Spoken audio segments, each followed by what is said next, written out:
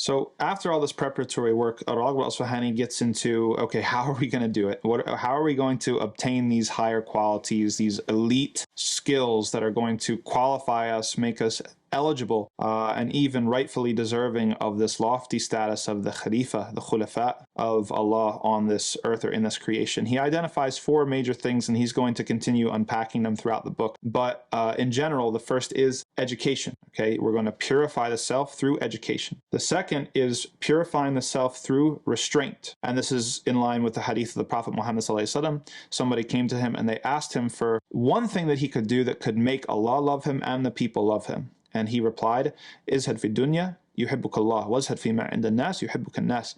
That if you abstain from what is in the dunya, you only take what you need, right? It's not that extreme asceticism we were talking about before. It's a moderate asceticism. You only take what you need, then Allah will love you. And when you abstain from what belongs to other people, right? Okay, you're invited to somebody else's house.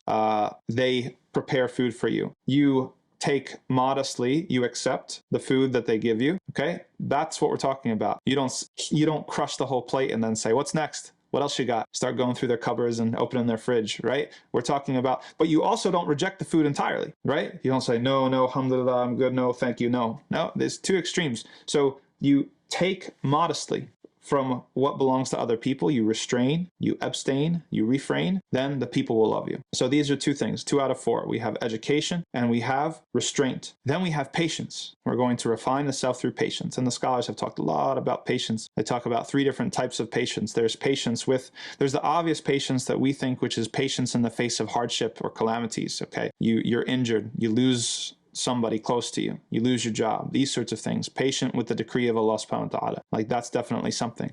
But there's also other types of patience. There's patience in worship, right? Being patient in your prayer. That's hard.